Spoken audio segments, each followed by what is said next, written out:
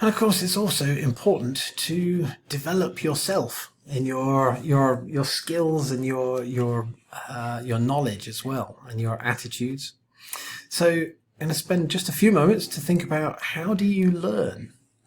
Well, when you were at school, or college, you had a learning advocate, you had a teacher, you had a professor, you had a facilitator. There's somebody whose performance was measured by how well you knew the material.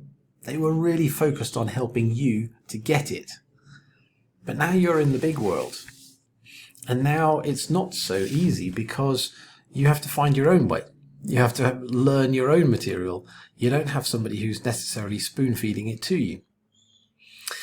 When asked, what does a good learning experience look like, 10% of people say formal teaching. That is a good learning experience. 20% say that they like something that's a bit more informal.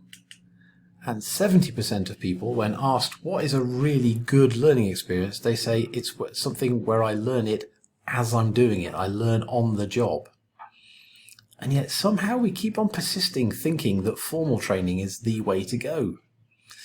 When you go on when I go on a training, I take notes. I have a sheet of paper where I write on there all the things which are, little tips, hints and tips that I'm learning as I'm doing it.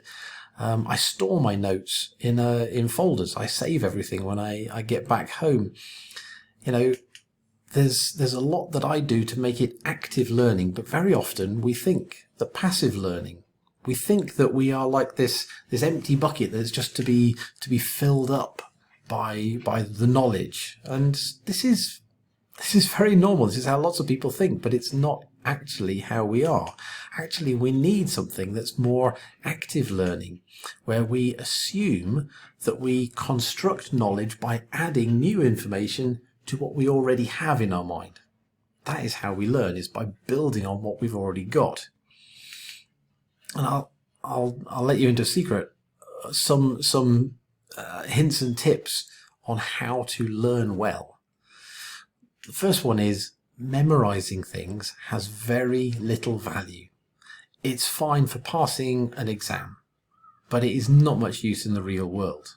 Instead, you need to seek to understand the information. How do I apply this? How do I use this in different situations? Maybe it's about making connections between the lesson that you have in the classroom or in the book or from the YouTube video you're watching or whatever.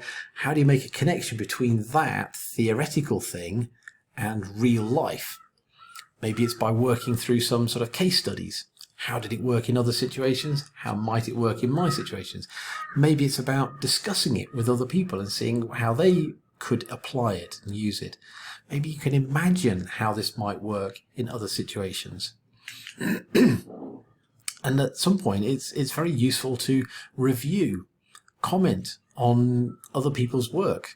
By having debate about how things work, you can grow in that way. You can also try to see ways of applying everything that you look at. I might watch a documentary about volcanoes and I'll be thinking to myself, how could I use that in my job? So, ideally we have this learning process going on all of the time, thinking, questioning, challenging, building ideas and theory which we then reflect on. Then we try to put it into some sort of practice and we experience, and from that will come more questions, and that there's a constant process going on of how we are learning new stuff all of the time. It shouldn't just be that we only learn at specific times. Of course, this is going to be challenging. There is an enemy out there who is trying to stop us from learning. But we can be smart and we can take on board some tips for studying. Sometimes we're going to feel resistance. We're going to feel distraction. Well, okay, if something is distracting us, thinking, I mustn't forget to sort out the milk order. Fine, write it down, put it to one side, get back to the task. Don't run away from the study. There's times where we think, I'd rather do something else, but no, stick with it. Figure out what's your best learning environment. Is it outside? Is it in a quiet place? Is it in silence? Do you need to have music playing in the background? What is your environment? Maybe if you're trying to learn a big thing, maybe you can break it down into smaller bites that are manageable. I love this one. Eat that frog. You know, somebody described if you have a table of all sorts of things in front of you that you have to eat, well, find the ugly frog first. Eat that one first, because once you've eaten the ugly frog, everything else becomes easy. In other words, if you have many jobs that you have to do, go for the job that you've been putting off, that job that's horrible, that you do not really want to do that one first, because once it's gone, everything else becomes a whole lot easier. Maybe talk to other people about how they push through. What are some of their hints and tips?